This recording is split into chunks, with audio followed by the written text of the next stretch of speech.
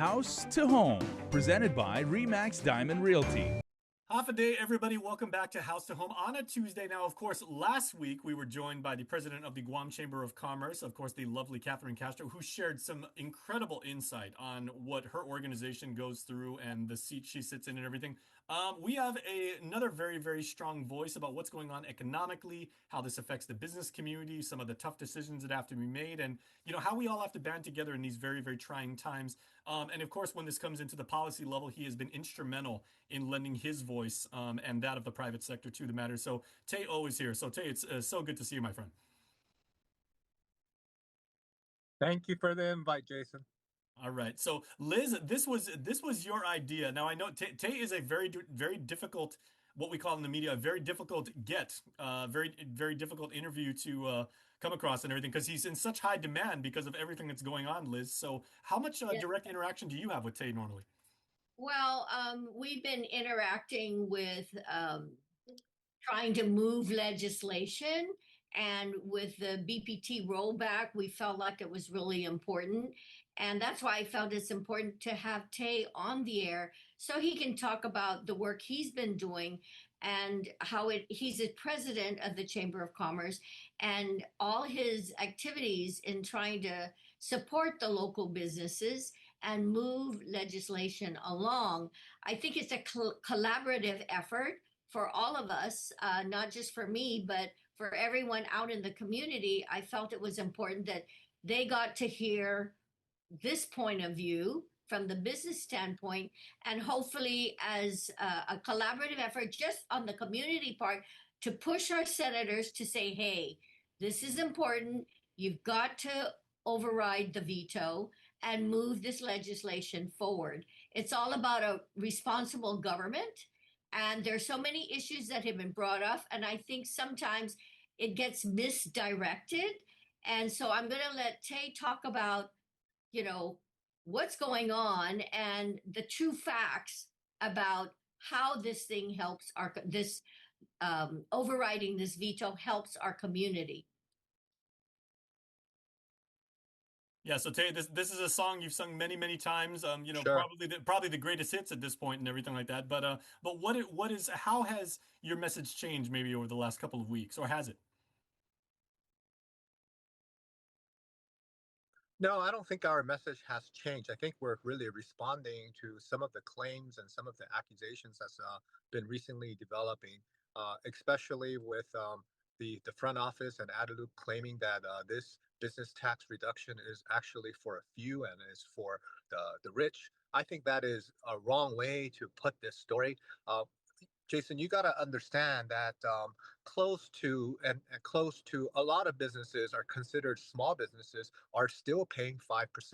The fact is that those businesses that do qualify for the reduction in BPT, that those are businesses making $250,000 or less per year. So, I mean, a lot of small businesses are still within that category of paying 5%. So, to categorize and say this tax reduction is for the rich few, I think is absolutely wrong. I'm a small business. Okay. I pay my 5%. I don't employ, hundreds of people. I employ close to like 30, 40 people. Okay. And we're a family business here locally. And to claim that I don't deserve that reduction in GRT, I think is unfair to categorize me and to categorize certain people as um, being greedy or even uh, trying to change this narrative to say that it is only for the rich few. I think it is absolutely incorrect to say that. Mm. Tay, you've also written a number of very intriguing pieces, like sharing your thoughts, and and you do a very effective, I think, as a business major, a very effective job of quantifying your rationale for why things should change or should not change and everything like that. How is that having that venue and venues like the one we're in right now? How has that allowed you to try and like share the message and bring about like greater understanding? Because that's maybe the point is like there's a lot of people who don't really understand what the economics and the economic impact are of the BPT. Yeah, so just keep that in mind that BPT is being paid by everyone. Okay. It's the consumers. Every single time you make a purchase, you're making a payment towards the BPT. The businesses are collecting that BPT and then submitting that to GovGuam. Just keep that in mind. Okay. So every time there is a reduction in BPT, businesses are able to use those savings to either do a price reduction in terms of the prices of materials that they sell, or even be able to take some of those funds and allow to give raises to some of their employees.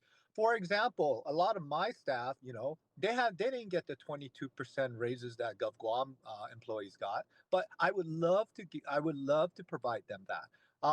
And I would love to award my employees for the hard work that they've been doing in the past few years. Honestly, though, in the past few years, business has been really rough. I'm sure, Jason, you see on the street, you see so many businesses that have been closed. You have so many empty buildings right along Marine Drive, right? So when you see stuff like that, is very disheartening. As a private citizen, as a private business owner, we want to help the local economy, but we can't do that if the the taxes are so high, and also is we're asking for a relief right now so we could turn the economy back around. So I think that's the narrative we've been trying to sell. Um, on top of that, I mean, at this point, to claim that GMH has always been underfunded because of the business community, I think is the wrong message here. Okay, we are not involved in the appropriation of GMH. That is Gov Guam's responsibility. The that is the responsibility of the front office at Adelup. Okay, it has been their responsibility for the past 8 years, and they had the GRT at 5% for the past 8 years, and then suddenly to claim right now that that the GRT is now going to be dedicated to GMH, I think it's trying to make the businesses look like we're trying to take away from GMH. That's pitting us, and I don't think that's fair to the business community. We've been struggling for years, and we bore all the costs up till now. Mm. But without improvement to GMH, we believe also, okay, and I think anyone in the private sector also believe that the GMH has to improve. Okay, we want it to be fully funded. We believe that it has to be. We have to take care of our healthcare system here on the island. That has always been one of the advocating points of the chamber. Now to suddenly pit us and pit the private citizens and private sector against GMH as if we're trying to take something away from GMH, I think it's the irresponsible message to be sending out Mm. there. Okay, Liz, you often speak on this segment with a with a voice or with a perspective of looking at the economics of things. And even though you say, like, you're not a lawyer, you're not an economist, have we reached a point in Guam history as a private sector community of we can't tighten our purse strings anymore? We can't implement any more austerity measures. We can't get any more creative and everything like that. We are at the breaking point right now. Would You you know, say it's that dire? I would say yes, because look at all the big businesses that have closed down. Businesses that were here for what, 20 years, 15, 20 years, Tony Roma's, they closed. Look at the downsizing of even the bigger businesses because our tourism is down. So that also has hit hard in our economy. When you're in the private sector, you have to budget, you have to keep your eye on the financial line, our financial liabilities, as well as our expenses. And if we're having problems, what do we as a private business do? We start to cut. We start to look at what areas within our finances that we need to cut to survive. And at some point, it's all about budgeting and survival. But we also have to figure all the areas of our finances, maintenance, rent, all these different factors come into play. And when something is short, then we have to make it up somehow. And it's all about survival. Now, the BPT was supposed to be temporary, but now they want to permanize it and then turn around and say that this is where the problem is with the Guam Memorial Hospital with their funding. But as Tay put it, that's not our responsibility. In fact, where do people go for treatment? They go to Taiwan. You just ask around. People don't want to go to GMH because of his condition and the disrepair of that hospital. They go to Manila, they go to Thailand, they go to Taiwan, Japan, or Korea. The island is, or right now, my mom is 88. Where did I take her? I took her to GRMC, and at 88 years old they had to treat her, and they even brought in an x-ray machine into her room. She wasn't discomforted by moving her around, and they brought it into her room. All the tests were done within the room. I was amazed at the equipment they had. It was similar to what you would have stateside. But do you have that at GMH? How many years is it going to take before we start to look at the people's care?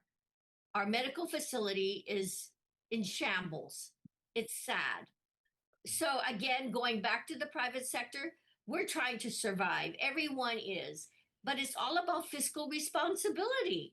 And as Tay Yeah. put it, we can't give our people 22% increase because we always look at the bottom line. What budget do we have? Can we afford it? And if we can, then we do incentives, but can't do it with a certain budget. Well, Tay, I'd like to ask you now, like a question similar to what I asked Catherine last week. Is given the chair in which you now sit, you are the elected spokesperson for the membership. What are the conversations that most of the members of the chamber tend to go to you and say, "Can you please bring these up?" Or can you say these to our elected officials and say, "These are the concerns that we have," or "These are the changes we want made," or "This is just how we're hurting." Because I'm sure you have like a cajillion conversation that you all have to kind of like filter through and then have one coherent stream of consciousness. Absolutely, absolutely. It varies a lot, right? From it varies from something mild to even something extreme. But at the end of the day, I think what they're trying to communicate to me is that the business situation right now here on Guam is really not that great. I mean, you go down to Tumon, you see a lot of businesses close or are even considering closing. For example, Rolex pulled out. A few years ago, Louis Vuitton pulled out. I mean, if you have staples like that, like Rolex, Louis Vuitton pulling out of Tumon, that says a lot. Okay. Um, what are our tourists gonna do when they get here? I mean, a lot of the optional tour companies have also closed down, and it's not getting better. A lot of restaurants have actually reduced hours. They're not even open during lunch. Okay, so what I'm hearing is that the private sector is hurting, and this is the lowest it's been. This is the slowest it's been. And without any type of incentive or even some type of infusion into the private sector, I think there won't be a private sector to tax after a while. You need a healthy private sector so that they can provide the tax revenue that GovGuam needs to fund other things like a great, school system or a great hospital. And that's what Chamber is all about. Chamber wants a great hospital system, a great education system. They want a pool that's working. They want restrooms that are clean. But you gotta also understand that private sector is hurting right now, and we gotta help them out right now. Okay, And that's here's where we're another at, thing. that relief.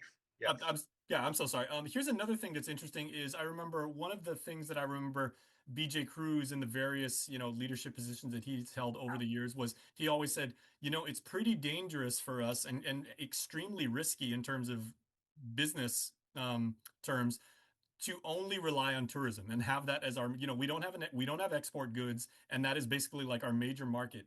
Um, with everything that's going on and with the way the private sector is hurting, at the same time, we have to present a united front, a unblemished front to essentially what is our core product and everything, and still provide that quality, tourist experience and everything. That's a very difficult problem to solve.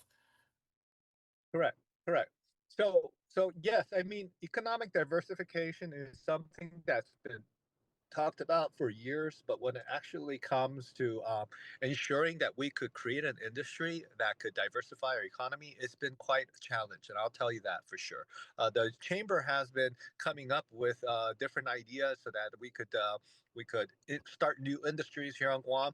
One of the industries that we started was, as you know, the whole telecom industry and the whole, the data servers and, data centers and trying to bring cables to the island. That was a great industry, and you're right. We do need to diversify economy, but we also got to understand that that is at a point where we could start thinking about diversifying as long as our staple economic main drivers are stable, and Yeah. it's not right now, Because right? that industry is unbelievably expensive. It requires You're right. immensely specialized labor, and Correct. often we have to bring in specialists from off island.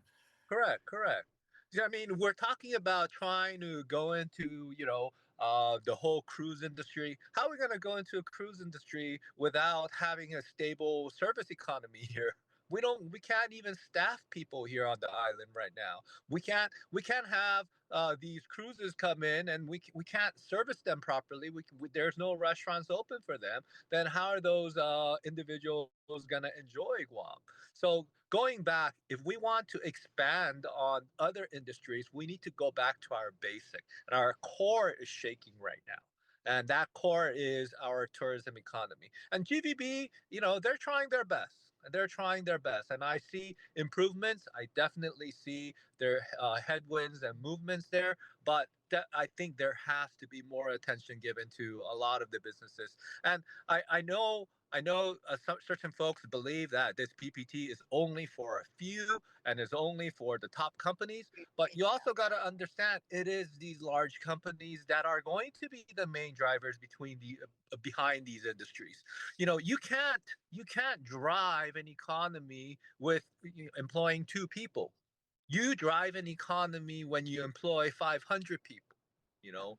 So that's why I think it's important these larger businesses also need to help that a lot of the small businesses can also benefit from. Everything is going to trickle down to the small business as long as the main economic drivers behind the industry, such as the large companies, can develop an economy here. Is this also setting a precedent to, for foreign investment that may be watching us right now, and they're like, I was considering coming out to Guam and setting up shop there, but it really looks like it's kind of a dicey situation right now, and it's a little too tense for me. Well, And here's that's here's that's the thing. absolutely true. Yeah. Yeah, Go the ahead. private business that come to Guam, they start to evaluate the permitting process, the taxes, how the government is set up, and some of them come and they leave. They figure it's not worth it to go through the process, right, Tay? I'm sure you've talked to some of them yourself that they decided we want to come, but and after evaluating our current situation, they changed their minds. Yeah. Yeah. I mean, as a matter of fact, as an example, a few years ago, there was a pharmaceutical company, a large pharmaceutical conglomerate that was looking at Guam and looking at manufacturing here on Guam. They were interested in investing here on Guam. Their main issue was, let's go back. Well, what was the main issue? Their main issue was infrastructure, right? We didn't have reliable power at that time. I think this was right after the typhoon, right? On top of that, they didn't believe their employees that they would bring, and these are very highly specialized employees they would bring to Guam.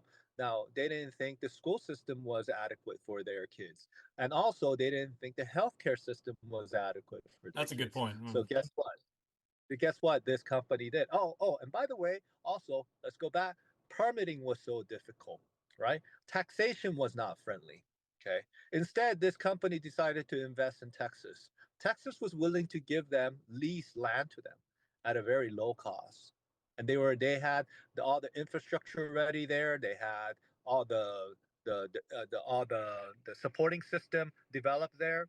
So they decided to not invest here on Guam. So yeah, these are the realities we deal with on a daily basis here on Guam. So if you want a pharmaceutical industry, which we've been talking about for years, which is a great, alternative industry, you know, to tourism, but we missed out on it because we weren't ready for it. Okay, now I mean, if we want to go back to the basics, and I think going back to basics also means we got to take care of our hospital. We got to make sure our power infrastructure is stable. We also got to make sure that our education system is stable here. And I just don't believe that suddenly putting the business community against all of these public services, I don't think that's right. This problem is not something new. It has existed for 8 years or Let, even beyond.